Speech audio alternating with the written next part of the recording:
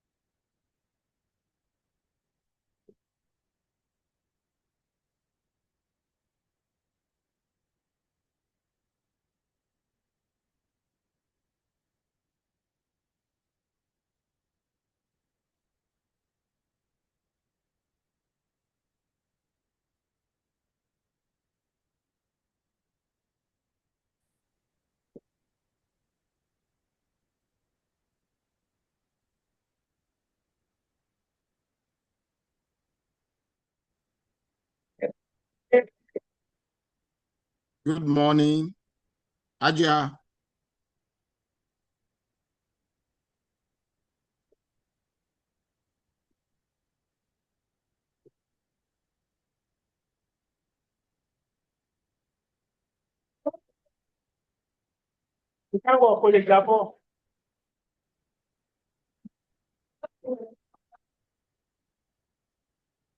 Hello, Aja.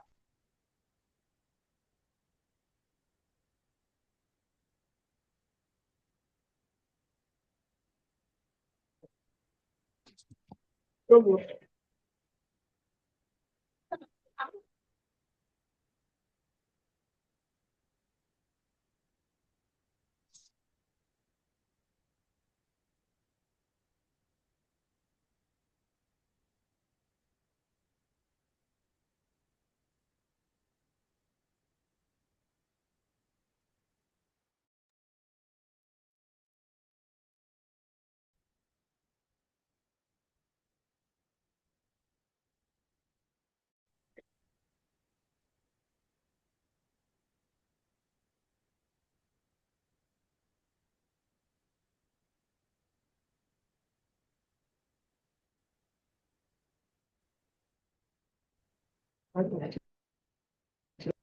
know why?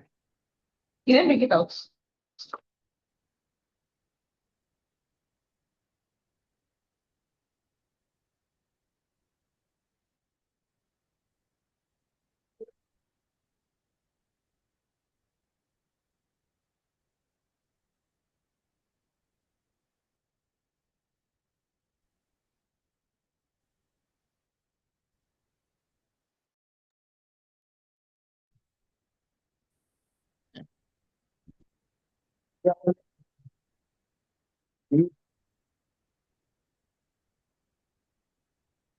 Hello. Hello, good afternoon. How are Hey. All right, well, actually. you? Yeah. Yeah. Thank God. My name is John. My name is John Matu. Ramatu, yes, so I don't know why. We have to. There you go. Okay. Dr. T. I think I said that Morning. How about I do well. How's everybody doing? Bonnie, yeah. Alafia?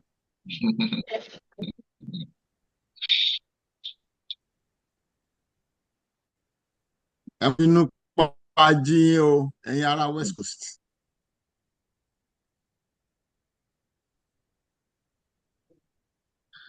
Okay, Aja is joining now.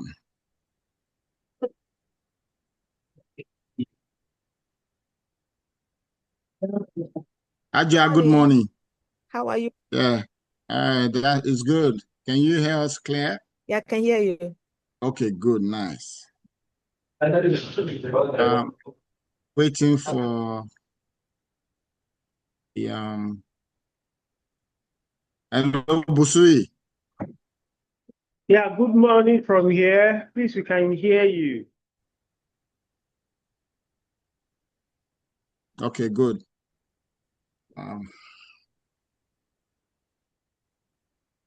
Asad, I think since since all the discussions are online, so you may start promptly when we have 1 minute now. I think the time is now, so you may decide to wait for. I don't know who you are waiting for. 7:45 from this end, and then yeah, it's 12:45 here now. It's right about time.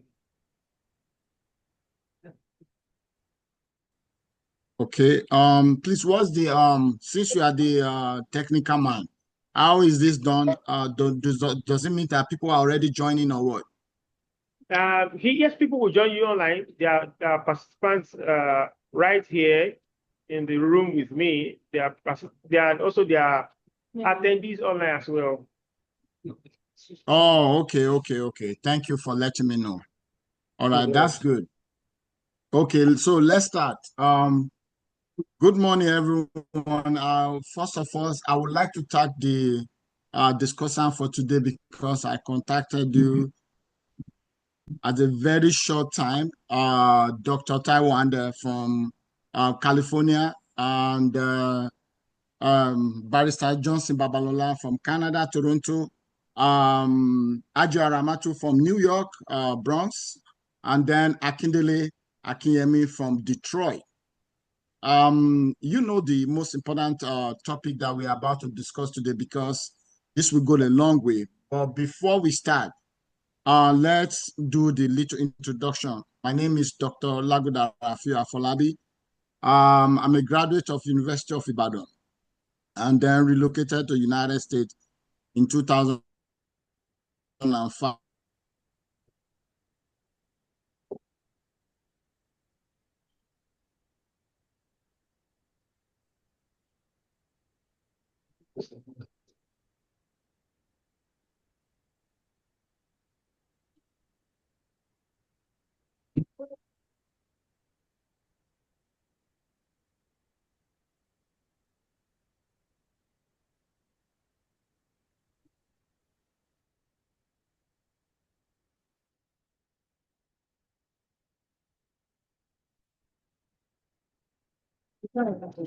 No, I don't think so. The other passport are moving. You just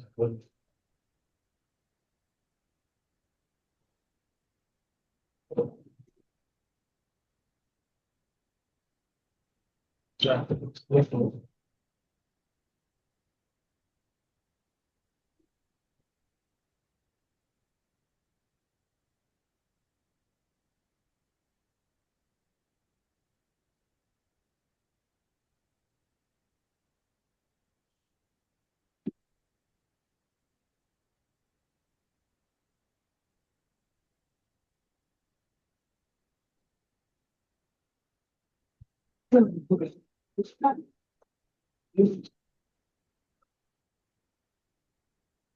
Okay, sir. I think his reception is bad, so maybe I think he's joining back.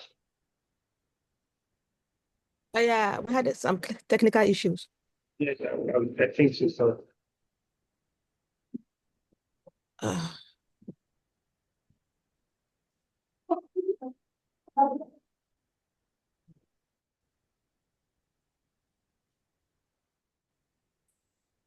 Yeah, sorry, I think the network threw me out. like, So likewise without, myself.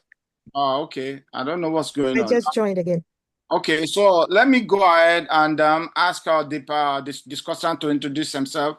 I will start with Johnson Babalola.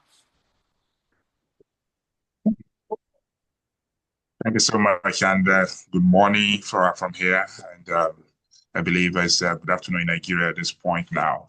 My name is Johnson Babalola. I'm a law graduate from the University of Ibadan and called to the Nigerian bar as well as the Ontario bar. I'm a certified specialist in immigration and refugee law in Canada. I'm a writer and I do a lot of storytelling on immigration issues and the experiences of diasporas. It's good to be here. Thank you. Akindele Akinyemi. Good morning, good afternoon. My name is Akindele Akinyemi. I'm here in Detroit, Michigan. I serve as the principal of the Gaba Marketplace Center, which is an economic development and international trade division of the Global African Business Association, Michigan-based NGO. Our mission is to build trade pipelines, empower small and medium diaspora, U.S.-based economies, particularly here in the Midwest. By profession, I'm an educator. I've been in education for over 25 years. The last 10 of those years have been in higher education, as well as other types of community and economic development here in the state of Michigan. Thank you. Thank you. Aja Ramatu. Good morning to you all. My name is Ramatu Ahmed. I live in the Bronx, New York. I run a small organization called African Life Center here in New York City. And what we do is to help the Africans access resources. We also advocate on behalf of the African community. And we also try to connect Africans among ourselves, like Africans knowing each other in the community. I also have extended my organization to Ghana. I'm from Ghana originally, in the northern part of Ghana. It's called the African Life Center Ghana. And what we do in Ghana is to tackle the issues of drug abuse and misuse among youth in the northern part of Ghana. Thank you for having me. Dr. Ande. Yes, good morning, everyone. My name is Taiwo Andy. I currently serve as the Senior Associate Provost at California Lutheran University. I'm a graduate of University of Ibadan and currently reside here in California, and I've been here in the US for close to 30 years. Good to see you all. Thank you so much. Thank you so much. Just to our listener, you will see from array of people that we have in the house today. From Barrister Babalola, known immigration Babalola, he is a known figure when it comes to immigration law. To Akindele Akiyemi in the business area. He's been involved in a lot. You're gonna hear a lot from him today about how diaspora community can actually harness the the advantage of building business organizations. And then Ajia Ramatu, I came to know Ajia Ramatu in the in New York community. She's been involved in community connecting Africans, working with Africans, vulnerable Africans and different immigrants, making sure that an advocate, that's what Ajia does. So we look at Dr. Ander in the academics, so this array of discussion will bring different experiences to see how the diaspora community, we can galvanize our importance wherever we find ourselves. And I want us to also understand that the issue of diaspora is not only restricted to US alone. We'll be looking at different areas from Europe down to Canada, down to United States. Let me bore you with a little bit of data before we go ahead so that then we can start from there. Now, let's start from Europe. According to ResearchGate, as 2025, the sub-Saharan African community in Europe is around 9.15 million. And the most sub-Saharan African are concentrated in France, UK, and Italy. And right now, Paris metropolis is where the largest sub-Saharan African reside right now. Over 3.5 million reside in Paris metropolis, which constitute of the 40% of sub-Saharan Africa residing in Europe. Then when you go to, when we come to Canada, right now we are like 1.3 million residing, and the largest are residing in Toronto, Montreal, and Ottawa. Recently, just to show the level of how African community are already, the diaspora are growing. Recently in Canada, on March 6, 2025, Canada launched its first global African strategy, a partnership of a shared prosperity, security between Canada and Africa, recognizing the importance of African diaspora. Let me actually make a statement. Let me quote what Melanie Joy, Minister of Foreign Affairs, let me just quote what she said. She said, "Our message to African continent is clear. We want to build a brighter and more prosperous future for Canadians and African partners and institutions. With this strategy, Canada is leveraging its long-term standing partnership with African countries to unlock unprecedented opportunity for prosperity and stability, from which Canadians and African people can mutually benefit for years to come." So you can see that based on this data that we're trying to present, to see, we're trying just to solidify and for us to appreciate that we are not just diaspora, we are in this country to make an impact. Then coming to United States, the sub-Saharan African in United States, according to like a figure of 2023 or 2024, round everything up to 4.5 million, with Nigeria, Ethiopia, Ghana, Kenya, and Egypt having the largest. But when you look at America, the most sub-Saharan Africa that constitute the largest population, they are West African, they are all from West Africa. Many African immigrants are highly educated and often hold professional jobs. And let me bust your bubble with this information. As of 2024, the African diaspora all over the United States remitted over $100 billion back to Africa. Did you hear that figure? Over $100 billion. According to that figure, it says that 100 billion is even more than direct investment from African countries themselves.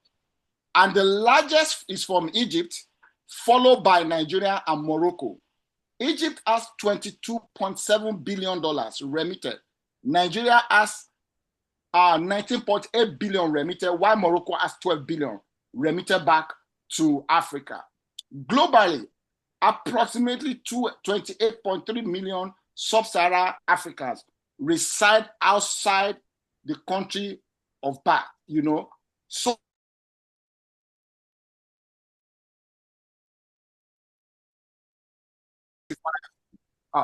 now when we look at how the largest, when we look at how in United States the numbers are spaced in terms of sub-Saharan Africa, research find that the largest actually reside in city metropolis like New York, New Jersey, and PA. So, in conclusion, before we start, there is a research that says that currently African youth population of 15 to 24 million, and the number of youth in Africa is projected to increase by 40%. So the working age population 20 to 64 is also expected to grow significantly from the current 883 million in 2024 to 1.6 billion working population. The sheer size of this group means that they will shape the world. Over 60% of people living in sub-Saharan Africa are younger than 25. By 2030, half of new entrants to the global labor force will come from sub-Saharan Africa. By 2050, Africa will have more young people than anywhere else. Emigration from Africa will change the world, according to economists, April 24, 2025. As other country ages, they will need African youth. How do we position ourselves with all this data, with all this, importance and everything? So I want to throw the ball open. Let me start with Barrister Ander. Dr. Ander. Give us what do you think are the challenges that will not make us, before we even go to discussing about how do we build a strong, why have we not been able to build a strong diaspora community? What are the challenges that are, responsible for us not building a strong diaspora community? Thank you very much. And thanks for sharing all those data. I think they are very overwhelming and speaks a lot about the potentials that Africans do have in the developed world. Let me talk from the perspective of higher education and how I see this. I think based on the question that you just asked, I think one of the challenges we've always had has been that we don't really understand the magnitude of the impact that we could make in this community that we find ourselves. In higher education, for example, we see a lot of Africans coming into the higher education system, coming with a lot of zeal, new ideas. We have people who have really been very successful in their different fields, but we come in with a sense of, I'm coming in here to really, make an impact without necessarily harnessing the power of collaboration amongst with African. When you look at higher education generally in America, there's no institution that you go into that you don't have an African in there doing one great thing or the other. However, what I have noticed most importantly is that some of our cultural values do stand in the way of how we are able to really get a lot of the goodies of the system and harness it for the future. For example, we have a sense of individuality, that tends to be, in as trained as value as Africans that we bring over here, and unfortunately, individuality does not really help so much in this type of community, because you have to find a way to really leverage on the strengths of people around you. Like if you see some other communities here in this part of the world, they have leverage on individual strengths and work together and collaborate to do a lot of great things. Even in higher education, you hardly see a lot of Africans collaborating in research. They will rather, focus more on other people, or probably they see a lot of competition, in terms of how we go about a lot of things. And I feel like one of the ways we can start breaking those barriers is, first of all, to understand the power that are inherent in us as Africans, and see how we all can see the power of working together for a common purpose. Ultimately, when you want to grow in any community, if you grow by yourself, you are not going to grow as far as you really need to be. But if you leverage on the strengths of others around you, you are likely to be even more successful than you think. Let me stop there right now. Oh, that was it. That's a very fantastic presentation. Thank you, Dr. Ande. And what I can take from your what you just presented is that we need to work together as a team. We work together, we get there. Not individualism. So from there, Adjoa Ramatu, I know how passionate you are. Me and you were part of my my PhD history. You participated, you helped me so much, and I really benefit. You've been very, very. I mean, me and you have had this discussion, and during my PhD research, you actually reiterated what Dr. Ande said about working together, because this has been part of what our challenges has been in the community. Can you go ahead and also share your experience from your field and tell us what has been the challenges, and why have we, I want us to focus on, before we even talk about building a strong diaspora community, let's identify what our problems are. What are the challenges? Can you go ahead and talk more about this? Thank you very much for having me. I would like to use New York City as a case study. When you look at New York City, and you see that most of the Africans in New York City, as you stated earlier, are from the West African countries. And the background of the West African countries in terms of our language barriers, traditional barriers, political barriers, you name them. So when we come here, when we come to America, we come here because we want to make money. We want to make money and send money back home. So most people come here with that intention, and they kind of try to satisfy home first before they think about themselves.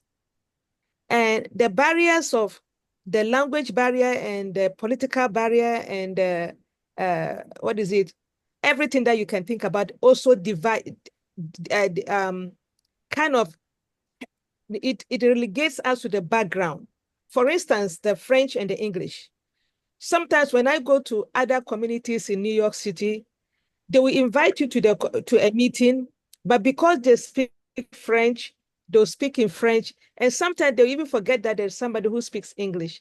The same thing when we have English community inviting the Francophone friends to come to certain events, we speak English and we tend to forget that our Francophone friends are with us. So the language barrier kind of, affects our development in this country.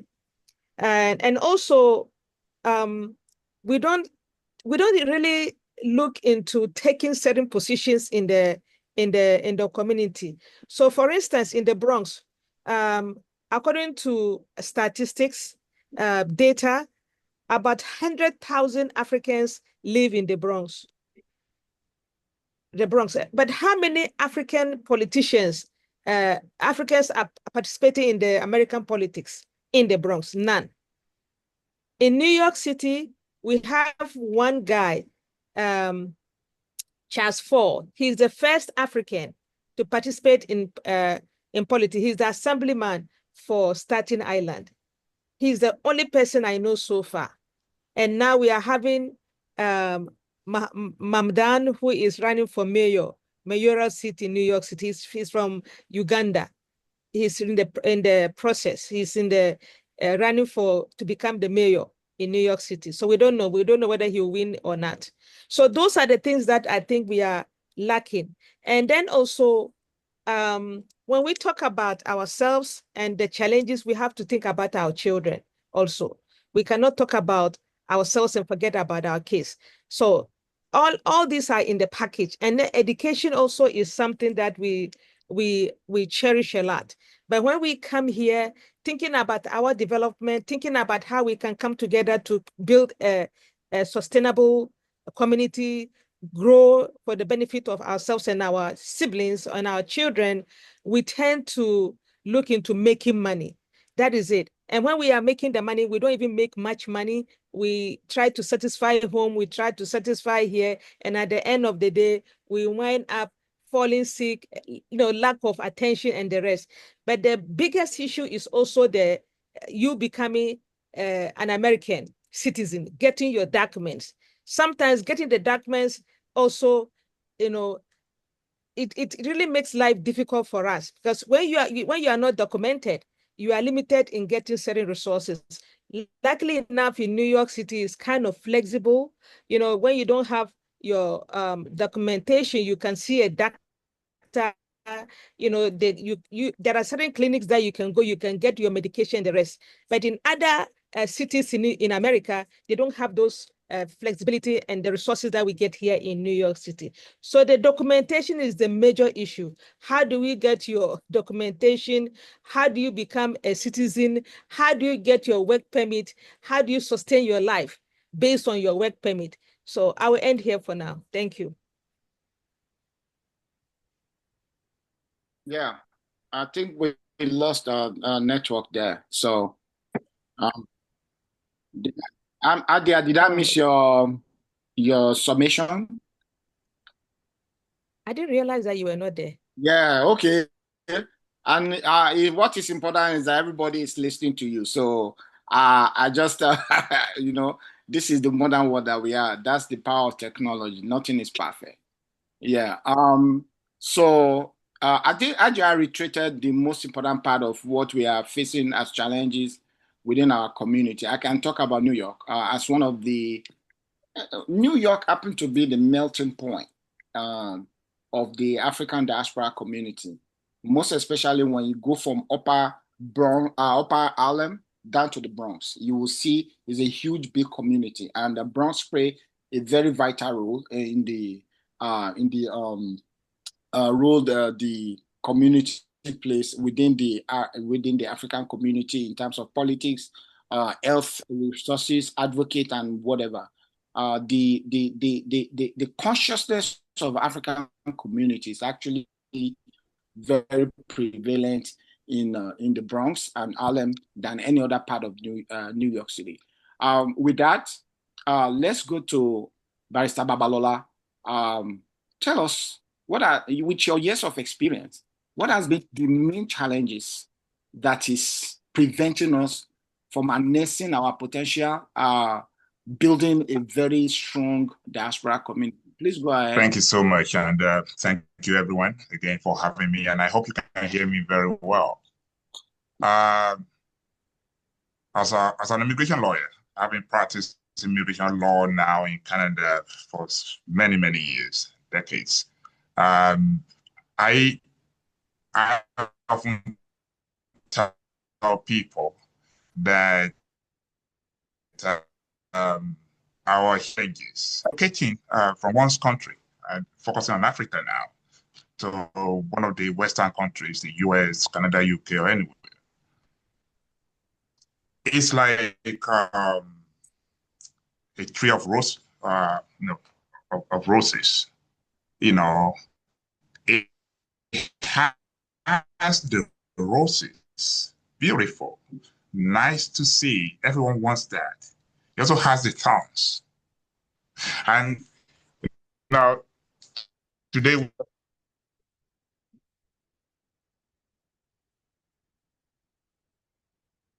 also found in that petal. But I will use myself as an example in speaking to the challenges. When I left Nigeria in 1990 for the UK, all I knew was that I had a visa. I was a young lawyer, but I had no idea what I was going to do. I was not prepared. My story is the story of many of my clients and many people I have come across over the years. When I got to the UK the next day, my host, a wonderful man, got me a job and took me to a restaurant. I had never worked in a restaurant in my life, but he took me there and said, that's where you will work. And of course, I reported to the manager, and the manager said, okay, so you'll be working, serving the clients. We open at 11 o'clock, and that's about it. That was all the training I got. And of course, perhaps he thought where I was coming from. So a set of people came in, and I was to serve this couple. And I had my pen and I had my paper. And I went to them, what can we get you, please? At the time, we didn't have a menu or anything. So it was just, they told me what they wanted. And they seemed to be like maybe the regulars. And the guy said to me, a young guy, he told me what he wanted. And I had no idea what he was saying. I could not hear a word that he said. And what I did was I scribbled something down, pretending as if I could hear him very well. So I walked away for 15 minutes thinking about, okay, what do I do? What do I say? What did this guy say? After 15 minutes, I went back to him and I said, sir, I'm so sorry. I think I missed something from what you told me. And then he repeated himself, and again, I did not hear a word that he said. And I scribbled something down again and I walked away. True story. And then after another 15 minutes, I went back again and I apologized and I said, I think it was just something missing from what you told me. Of course, at this time, he got very angry and he started calling me all kind of names. And I was pulled from the floor. The manager pulled me from the floor and put me in the kitchen to wash dishes and plates and everything. And those dishes became my best friend for that day. And of course, I only worked there for that one day and I was let go. What I have learned, when I left that place, I realized later that this man was speaking with a beautiful Irish accent, which I had never heard in my life. And that is the story of many of us, lack of preparation. That's a serious challenge for us. Can we all mute our system, please? Administrator, can you mute everybody for me, please? Okay, go ahead, Barrister Babalona. Go ahead. Thank you. In my experience as an immigration lawyer, when many immigrants from Africa, when they are issued visas and they come into this part of the world, many were not properly prepared. They will not ask questions from the right people. They will not do a lot of research. And then when they come, they find it difficult to adapt, or it takes many years to adapt and to get settled. And perhaps one of those challenges, one of the reasons that will cause that will be because of our cultural beliefs. Perhaps there are many people here who would know one or two people that had traveled outside of their countries in Africa without telling anyone. Some would have told maybe their mom or their dad, and that's it. Or even the parents would say, do not tell anyone. So they were not prepared. There was nobody to hold their hands. It's a major, major problem. The other issue, because my friends have spoken to other reasons and everything, so I'm picking some other areas. based on my experience. Intra-racism. Intra-racism is a big problem, among African diaspora. And of course, I believe we all understand what that means, which is basically, when we have this discrimination and bias, among people of the same ethnic group or groups. The colonial hangover is still there with many.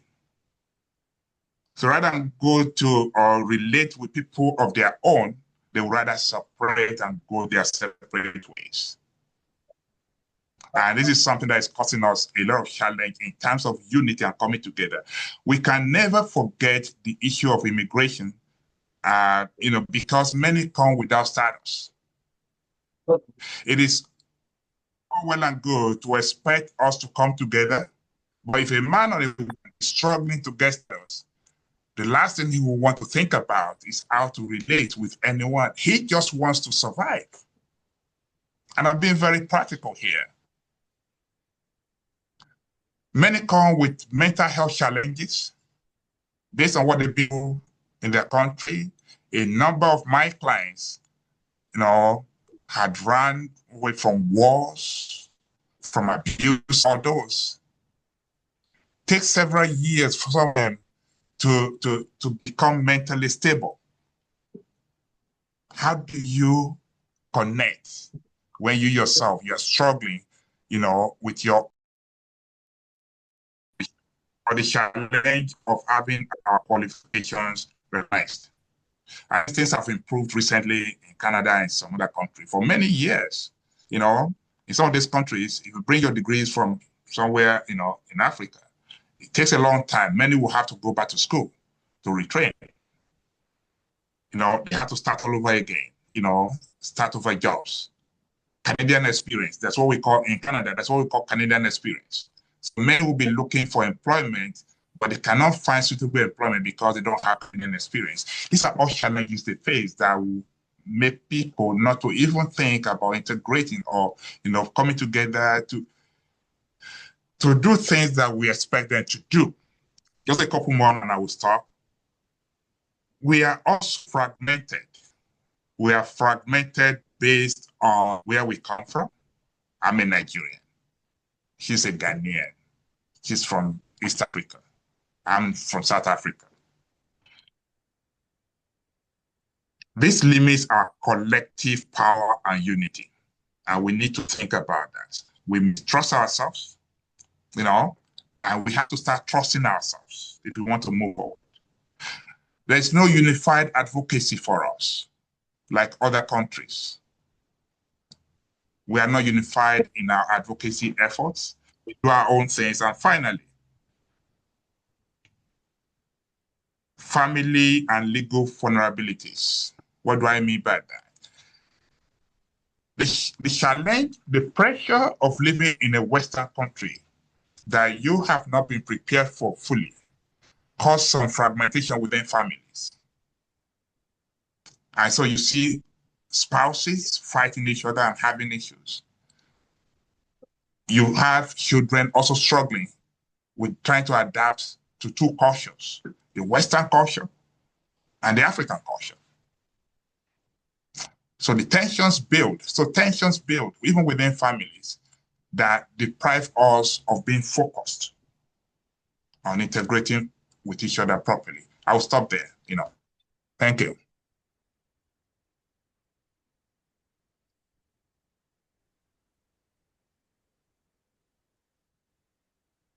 I think the moderator is frozen. That's part of the challenge we have between here and Africa as well, technology. He's in the West, but we often have that challenge too when we talk to people back home. Exactly. We deal with that all the time. All the time. I thought he was frozen because your points were so on point. It was so dynamic. He just froze. I don't know. He's just stunned.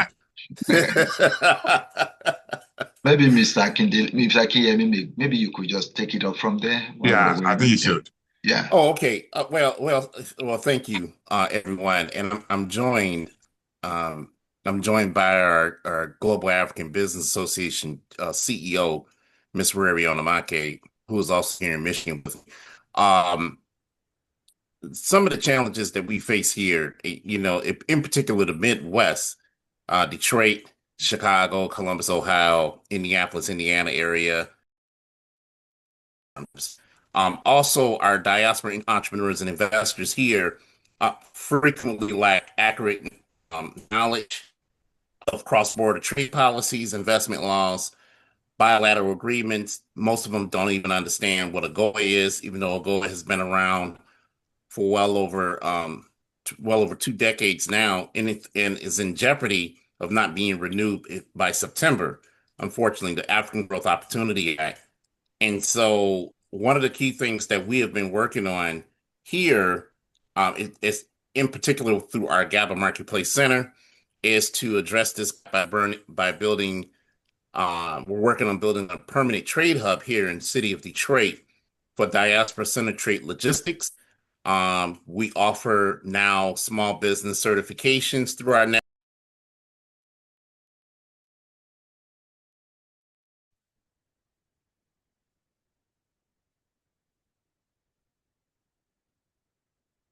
Way to really make an impact and make inroads politically or economically to control a community and to invest in a community. If you don't have these types of economic factors in place. We've been working, started in Inkster, Michigan 11 years ago. Inkster's Detroit,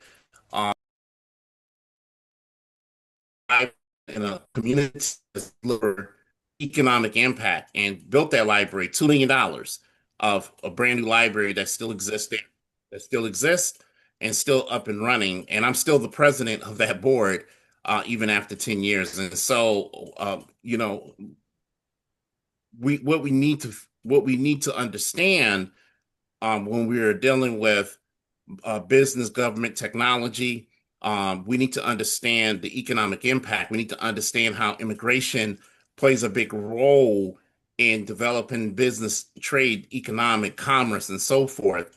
I think the challenges there is always um, barriers to capital, which is something we hear a lot, whether it's high interest rates, limited eligibility for traditional lending, lack of credit.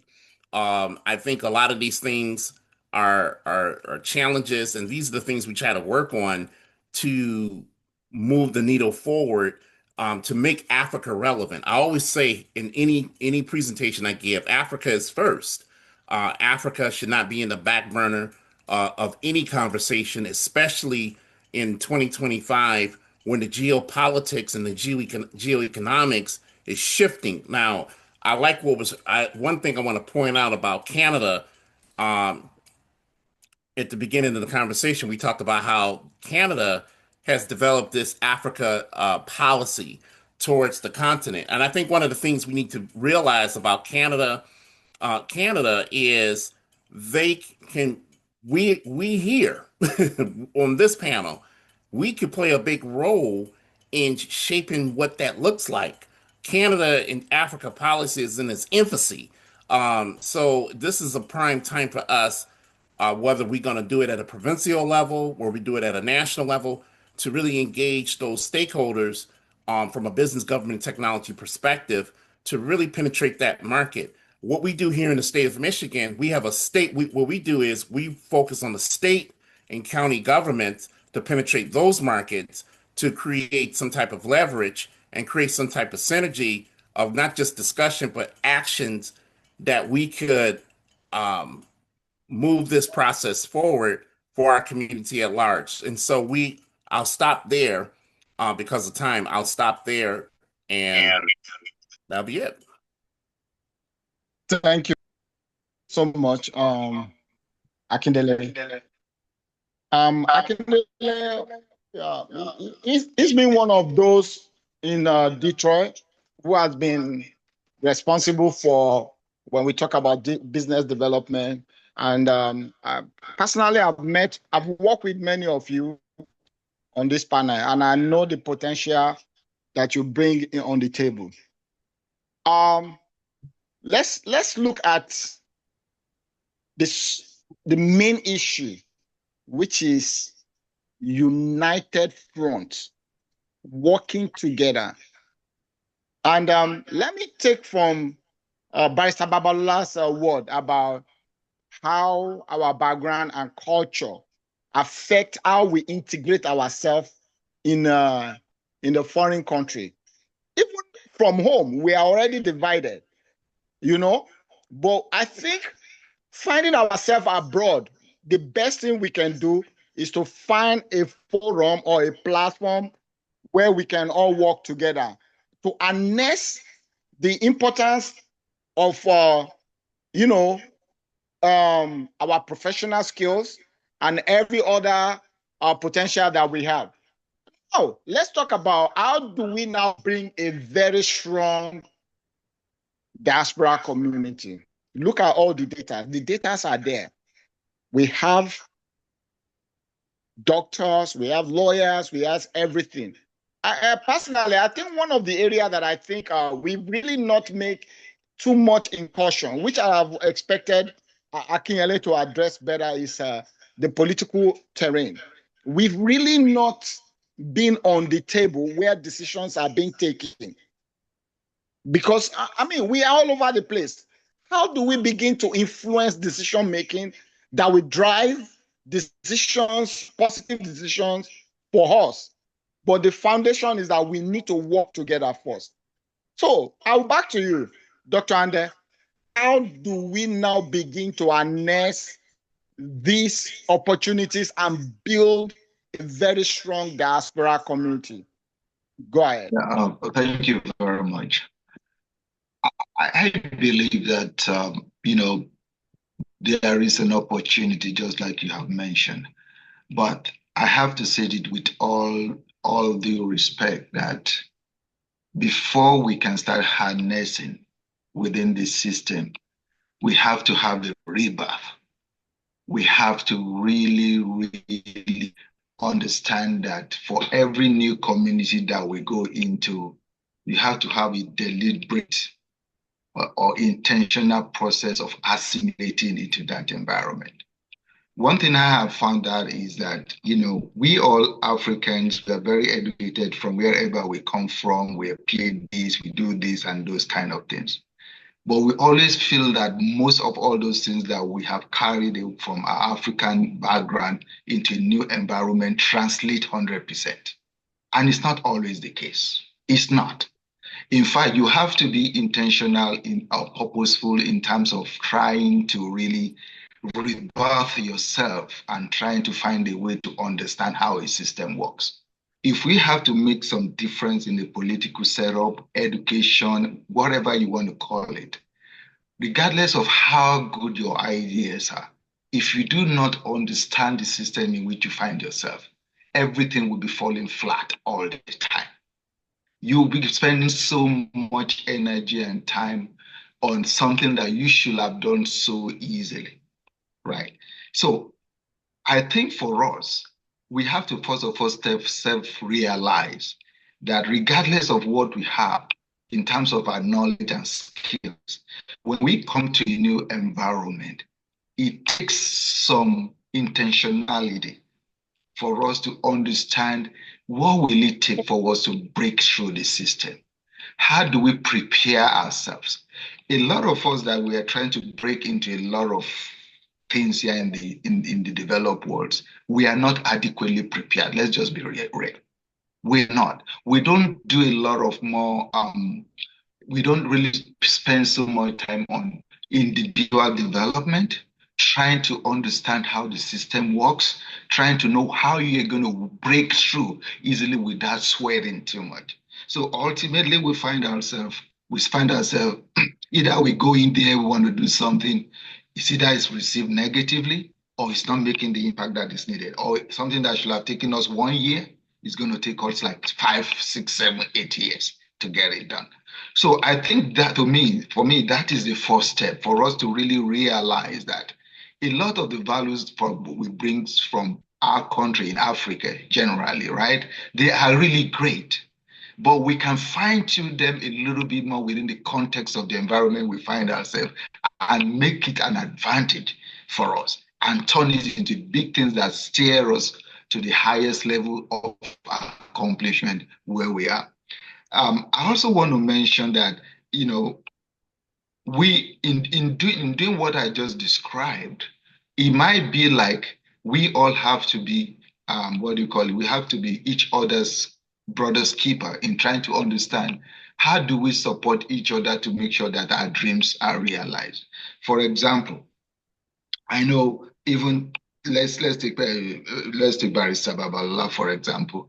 I know there are some of us, even who are of African descent, who have vowed that look, if I need an attorney, I will never take an attorney who's from Africa. There are some of us that have this mentality, right?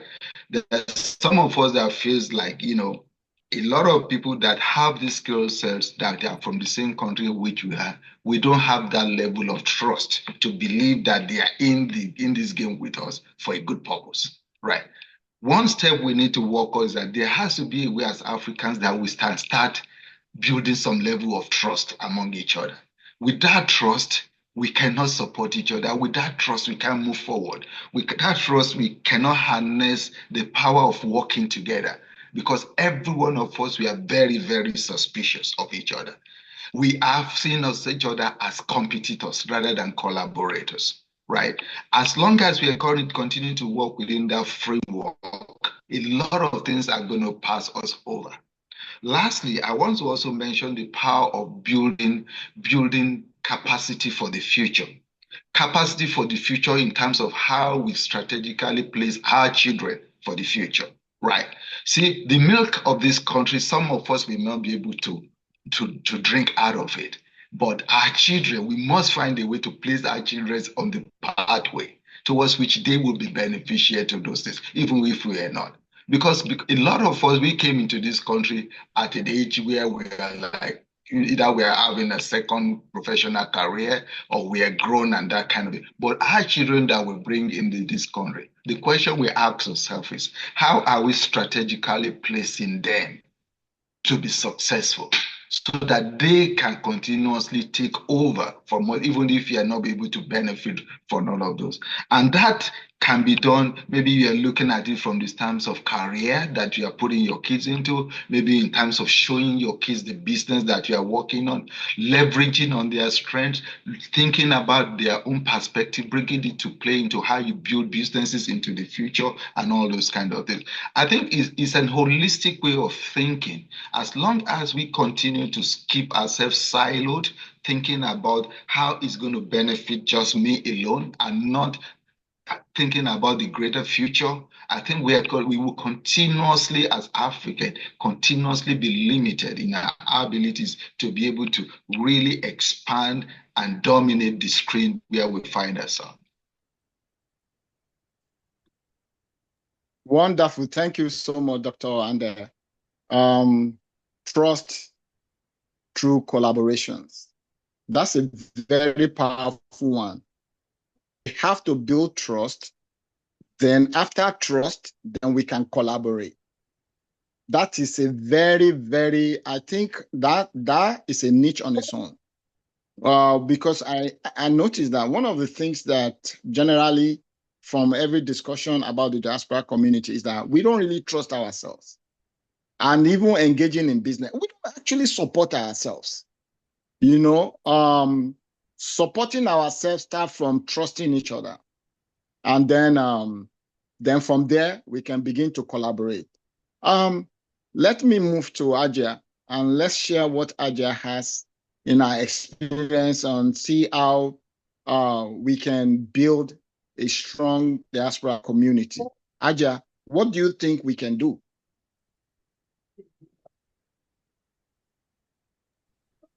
I don't think he's here.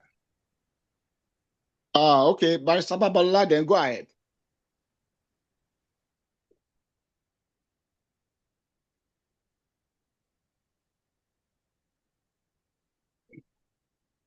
Are you on mute, please? Barrister Okay, Babalola, please go. So, all right, thank you so much, and thank you, Taiwo, for speaking my mind, and you said it so well, quite frankly, because I was looking at my note here that I was jotting down, and and I put my response in form of questions, and I was saying, how do you get politically active if you have never had any mentor or positive mentor in your life? How do you get politically active if the people you rely upon are competing with you rather than collaborating with you? How do you get politically active when you have no economic power? You know, and the questions will go on just like that, because yes, the focus is getting politically active, but there's a lot that has to be done. You have to learn, you have to unlearn, you have to relearn. Okay, and you know, like I was saying to someone the other day who had gone to one of my friends and had said to that friend about, oh, my daughter wants to come and do internship with you. And my friend now asked him, I remember when you had this business to do, you say you will never give your business to an African, although you're an African yourself. You know, 10 years later, your daughter wants to, you know, do internship. You have come to an African. If others had not built me to this level, how would I have been in a position to be able to assist your daughter? You know, and those are the questions that we need to keep asking ourselves in building our own community. And I'm circling back to what Taiwo said. We are actually building a positive future for our children. And I'm not saying this in a way that, hey, just patronize Africans alone or that way. No, that's not what I'm saying. What I'm saying is there must be a deliberate effort to also support your own rather than a deliberate effort to avoid your own. You know, that's very important, because at the end of the day, if you don't do all this, you know, we cannot, you know, we cannot get to the top in that sense. So I would say that it's important to do that. But in addition to that, perhaps because this is my field, it's always important to immigrate right. One of the major challenges I see is that you can have a room full of 100 Africans, and if you are running for a political office, you know, it might be like, you know, only 10 of them thing, not just to look at political participation. You know, that's at the top. But something has to be done at the ground level to get to that top. And those are the things we're talking about: mentorship, you know, collaborating rather than competing, immigrating right, you know, promoting our own positives, telling our own stories in a positive way as well, through our cuisine, through our culture, through our movies, all those things. Because when you build yourself from within, then, you know, building things from outside will be easier for you. But if you yourself, you are not solid internally, then you will struggle. So that will be my contribution at this point.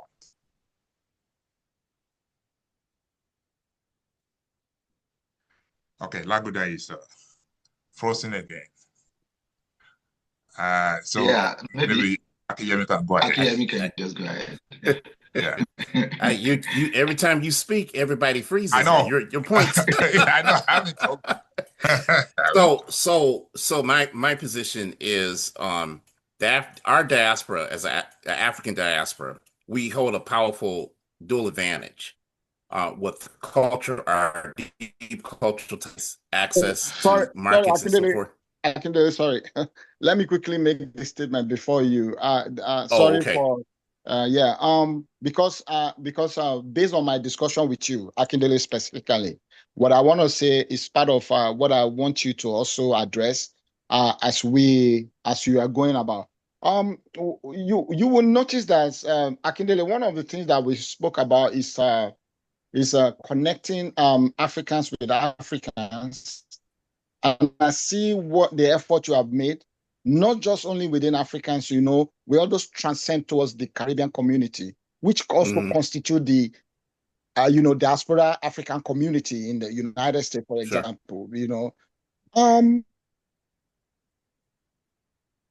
about, how we will build that trust and how we will create a kind of an environment of mentoring, how we will create an environment of, I have a business as an African. Africa, please support my business. If we don't support ourselves and then but we want to benefit from that person, even though we don't support that person, this is a kind of thing that I think has been pushing us back. Our business have not been growing the way it's supposed, even though we have the population, even if Africans decide to just patronize each other, we will grow. But we would rather patronize a Jewish lawyer than going to an African lawyer. We say it. I hear this a lot. Oh, if you want to do immigration, go get a Jewish lawyer. An African lawyer can never help you. Oh, do this, do that, do that. Can you address part of what you need to discuss about how we go about solving this to see how we can help ourselves to harness the potential that we have as a diaspora community? Thank you so much. You solve the problem by educating one another. But also the thing I tell folks is, if you want to do business with the diaspora at large, you have to educate each other. You have to learn to talk to one another in a very respectful manner. I think one of the problems we have is we talk to each other in a very respectful manner because we have the same skin color, and so we have this so-called code of unethical behavior towards one another when we should be building bridges with one another. Now, other groups, whether they're Middle Eastern, and I can share with you, the Lebanese community here and the Yemeni community, they go at it. But when it comes to economic opportunities, they come together and they put their differences aside and work with one another to build that particular community in which they're trying to invest in. I think one of the key things that we have to do is break down the tribalism between African and Caribbean, between African American and continental African and so forth. We need to understand our similarities and cultural differences. We need to understand in the 21st century that we have a stake in the geopolitical and geoeconomical perspective of how to reshape the world with a technological advantage. I think we do have a powerful dual advantage through deep cultural ties in economic markets, but I think psychologically we have been trained and programmed to hate each other, and so we need to break down the hate with education and help and showing that we can still work together. Now in the Global African Business Association, we have been doing this for 11 years. Is taking our African American and Caribbean brothers and sisters and showing them the ropes and I'm not looking to squeeze a dime or a dollar out of you. I'm not looking for something back in return. See, and those are soft skills that we have to build in order to build the trust, the integrity, and build accountability with one another. And so when we start doing that is when things start to move in a different direction. I know there is some discussions about the politics. I think one of the key things about politics is simply we really don't understand it as how to leverage it as a community. We do not understand. We think that politics stops with the presidential elections here. When politics is local, I believe that people need to understand that you don't have to run for Congress or even run for the U.S. Senate to make a difference. You can make a difference just by taking my spot on the library board. There have been four Nigerians in this state that has been elected, and I'm the fourth one. And so, out of the history of the state of Michigan, 4 Nigerians, and I'm the fourth one. And so, and that's not because, and I had no intention of running for mayor or state rep. I get asked to run for those positions every single year, but I did the library because it's closest to the community, and it's also an educational community outreach that I can pull in other stakeholders to make a difference. And so we need to understand that there are other ways of how to engage politically. You could be appointed to your planning commission or your economic development board in the city that you live in to make a difference, or police commission. There are many ways of how we can be engaged in this process to be powerful. There's a city here in Michigan, Hamtramck, Michigan.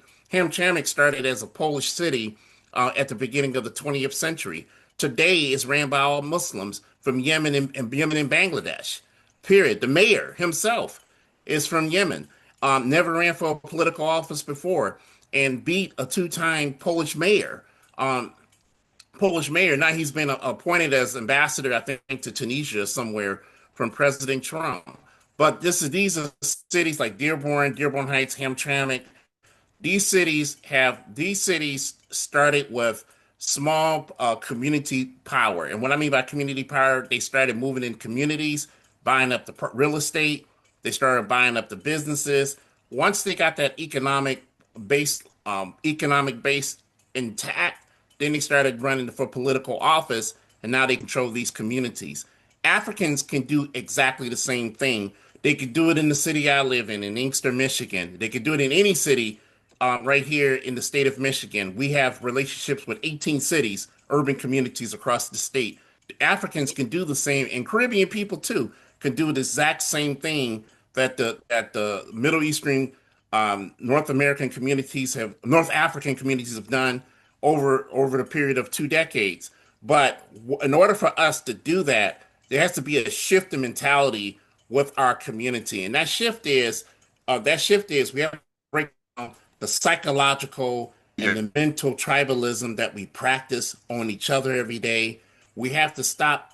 We have to learn to talk to one another in a very respectful manner, and we also need to understand the importance of how the long-term game is going to be beneficial, not just for us, but for our future generations beyond us, as opposed to getting a dollar on the back end and trying to make a quick buck.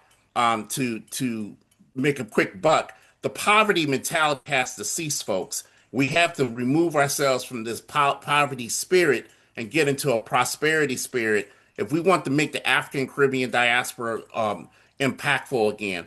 African and Caribbean people also have an opportunity to lobby their existing state representatives and state senators in political representation. We did it in GABA. We worked with our state senator. She introduced Michigan State Senate Bill 267 to help establish a state level African and Caribbean Trade Commission. Now we did that because of the threat of AGOA not being renewed. Well, we need to continue something at some level. So we lobbied and had discussions with our state senator, and she introduced this bill. She also introduced another Senate Resolution 37, which was to support the reauthorization of AGOA. Now that would have never happened if we didn't have these relationships with Lansing, with our state senators and state representatives. I'm just using those two things as an example to help you understand that there's different ways to attack this thing politically other than running for office. But I think what we need to do, even when we run for office and win, is that even when you're winning, we need to get into a spirit of, wait a minute, I know I'm a county commissioner, you're a state rep, this person over here is on city council, and I know we're in different states, but how do we collaborate together to see what type of synergies, what type of bills, what type of resolutions, what type of structured strategies that we can use within our respective communities with a brain trust in order for us to move forward. This is what other groups are doing. This is what AIPAC, not to be so political, but even AIPAC, which is the Jewish lobby here in the United States, they control Congress. And they don't care if you're Democrat or Republican, they control Congress because it's all about the state of Israel with them. I don't understand why we can't do that in the African Caribbean diaspora, pull our resources together and control. If we can't control Congress, at least do something at our state level or our provincial levels so that we can have a voice at the table. But in order to do that, we have to have a shift in our mentality, and we have to start understanding the power of soft skills, which is breaking down this type of spirit that we have towards one another and understanding that If we want our children to survive in the 21st century, we have to do better. And I'll stop there. Wow, thank you so much. We talk about diversity and inclusion, and when we are disadvantaged in a situation, we shout diversity, we shout inclusion, but we are not inclusive ourselves. This is the summary of everything. The moment we begin to be inclusive in our approach to everything, and we decide to collaborate, and then we can work together to make the diaspora community a very strong community in wherever we find ourselves. Now we can open the forum for question and answer. I have seen somebody's hand up since the beginning of this. Tutu, do you want to ask a question? Please go ahead and ask your question, because I've seen your hand up since the beginning of this discussion.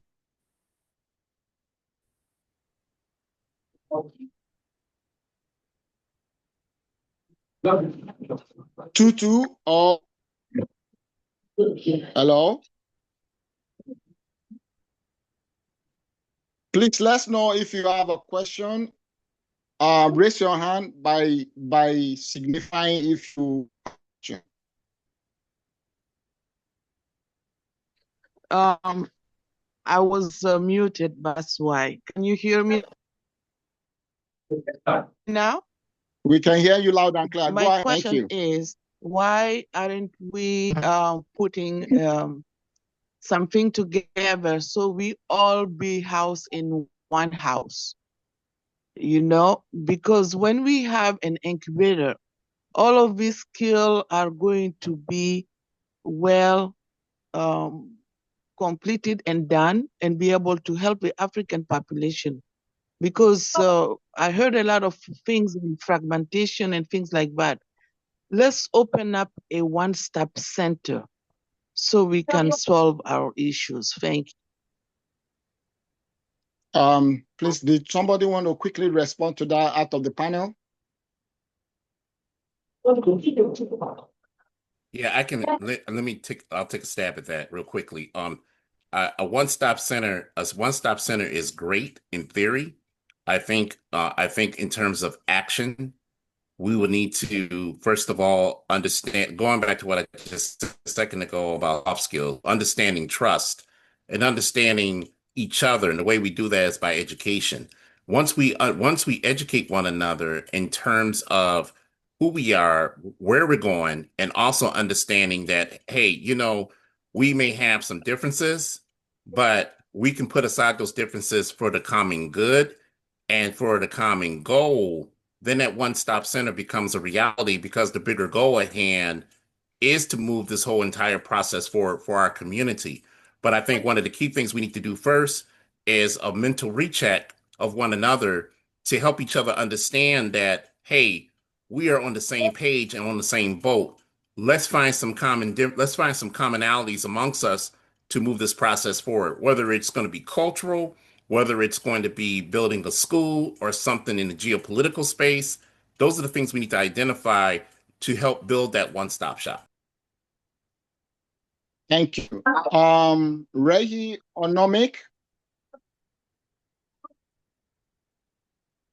Rehi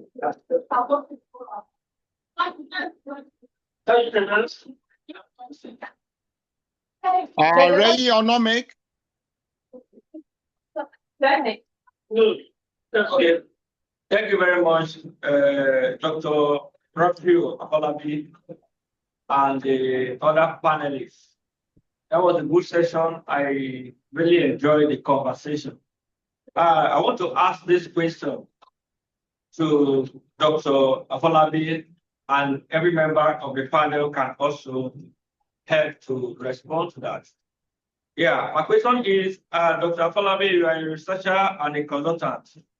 I want to ask this question: what are the available opportunities and programs for young scholars in Nigeria and how do we harness these opportunities and programs to help us build our scholarship? Thank you very much. Dr. Ande, I will divert that to you. All right. Thank you very much. I think let me just provide very quick answers to that. When you talk about opportunities and scholarship for young scholars back in Nigeria, what I always say is this, we have to, one of the ways you do it is that you have to, seek information, right? One thing I have always told people who wants to take opportunities around here is that you have to have a clear understanding of what you want and then have the opportunity to reach out, seek those individuals that will probably provide that support. I'll give you an instance. Let's say you are a young scholar, you want to come to this country, right? The first step for you to start off will be for you to understand, okay, you have a clear understanding of what your focus is. What do you really want to do? Okay, can I find a mentor on this side of the world who can guide me through my thought process? Once you are able to make connections is very key in academia. And connection doesn't necessarily have to be that you have to see each other face to face. Okay, you just need to have an idea of, have a clarity on what you want and what you want to do, and try to identify somebody who really connects back to your focus, and then you start engaging.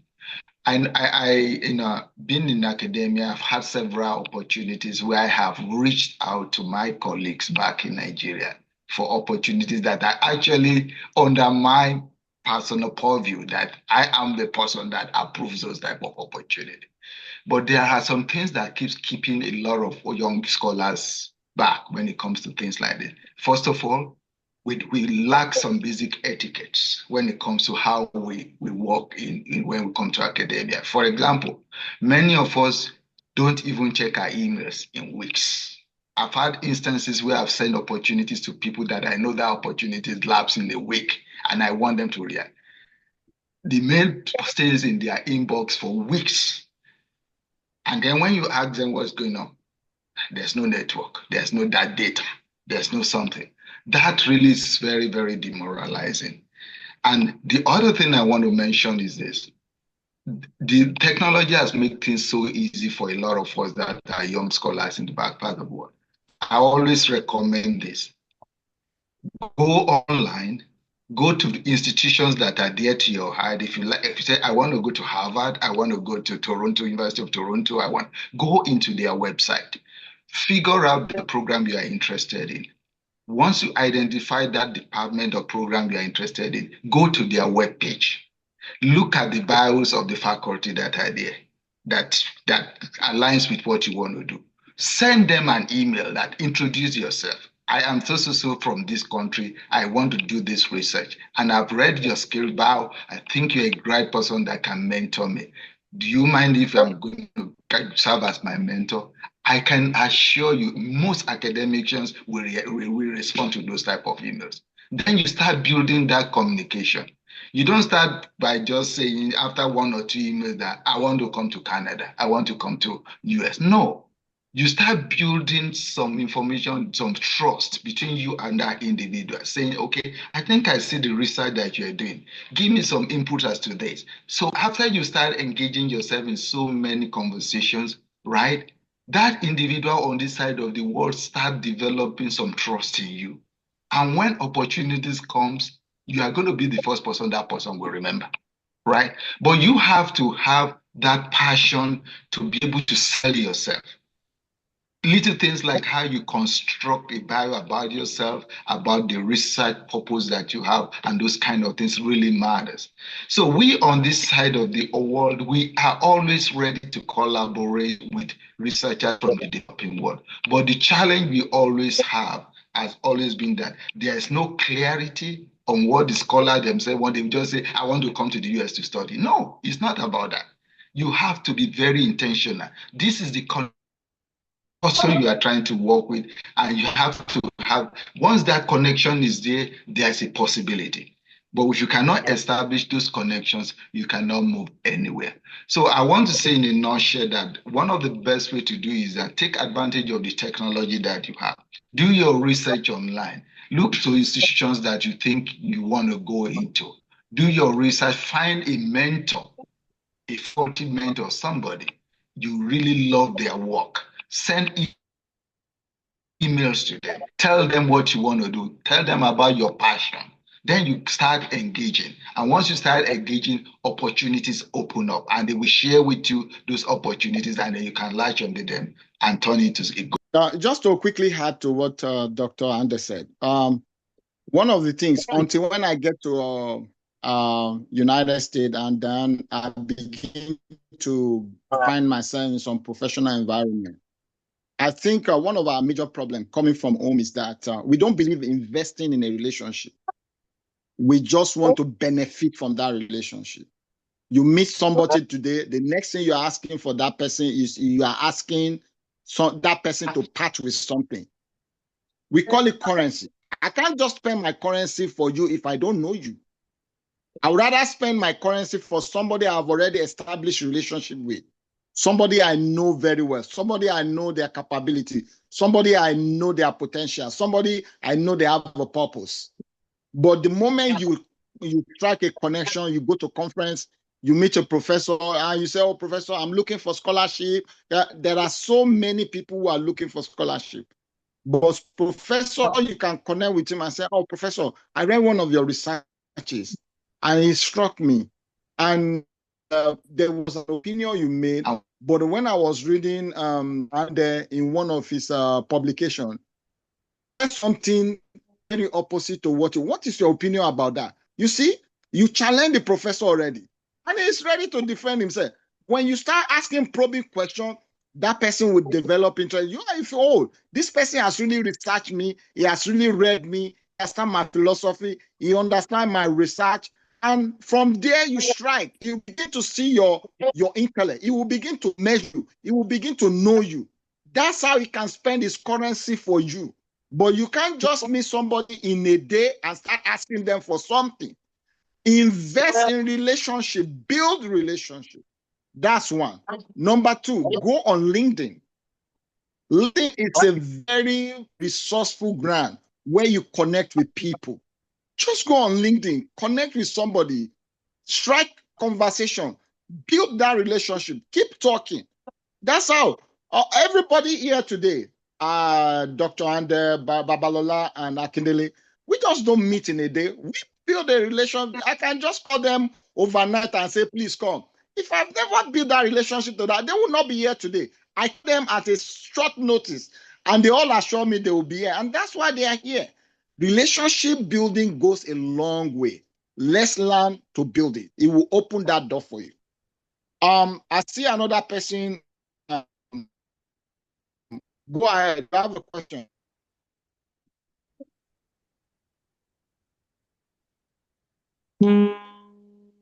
Arif.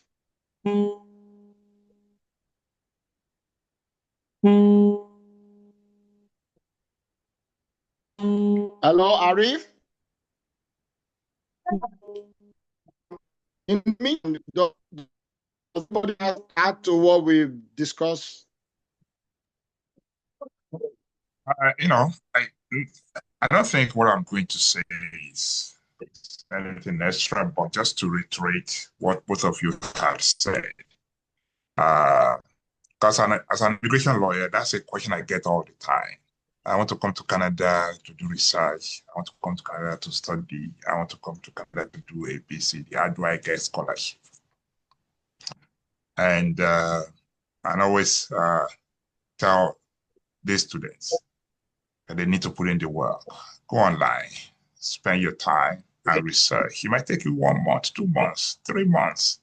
You know, just keep researching. Just like Taiwo said, you know, I want to go to University A. If it's not working, look at University B, look at C, look at D.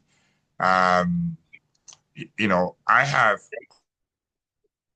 Nigerians who have come here on scholarship, but they put in the work.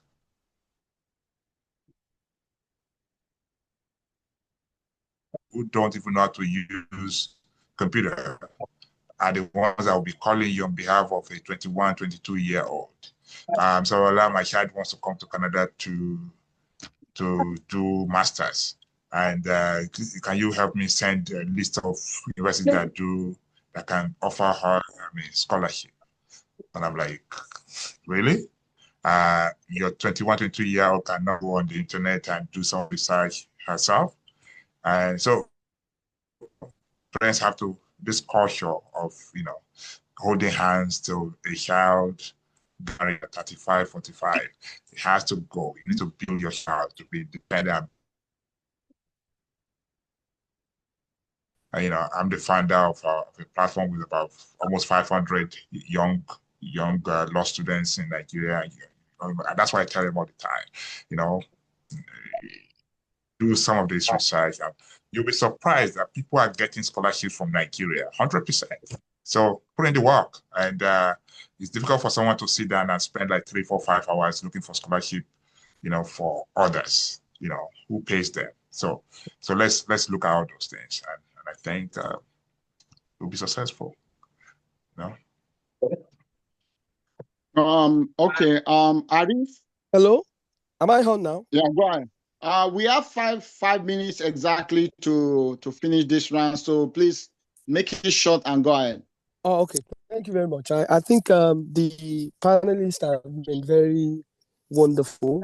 The session has been very, thoughtful and thought-provoking, and I want to appreciate everyone who has organized this. Thank you very much. My question is, do we really have like an existing framework where we can integrate, diaspora voices into African development or developmental policies? Because we've had template from Chinese, we've had template from Cambodia. Are we looking towards that kind of integration?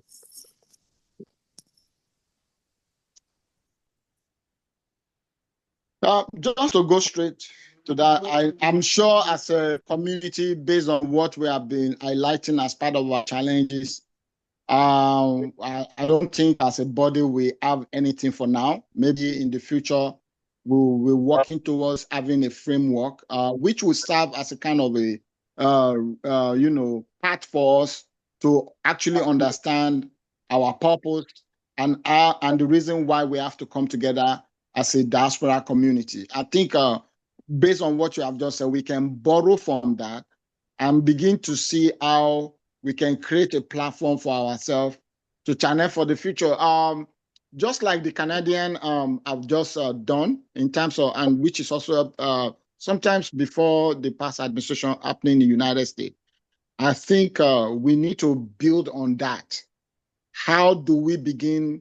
People like Barrister Babalola in Canada, who I know is close to all the people in Canada. I think is a right thing for us to begin to see what template do we have. Do we have anything that we are working with to begin to work with everybody and harness this potential? I think those will be for the future. Babalola, do you have anything to contribute to that? Quickly before we round off. No, I quickly, I think that again, heal ourselves first before we go to the next level. Let's work on all those things we have talked about and then take it to the next level. Otherwise, if we start from the top, we are bound to fail, knowing who we are. So let's keep building from the ground up. Right? It's a great question. And Arif, if you can think it, you can do it. So hopefully you also be a source of starting that as well. And you ask for support and I'll support you. Thank you so much. Ladies and gentlemen, thank you so much for joining us today. It's been a wonderful discussion. I'm sure we're all going away with something. And this is very, very, very, I really enjoyed it. I learned a lot from it. And then we can move it forward from everything we discussed today. Just like Akindele said from the beginning, we can't just not be talking. Let's act. Let's do something. Let's come together. Let's build trust. As a diaspora, from home, from Nigeria, from Ghana, from Sierra Leone, from everywhere of African country, let's all come together and work for our common goal. Thank you so much, and I wish everybody a very nice day. Thank you for joining, and God bless you. Bye. Bye.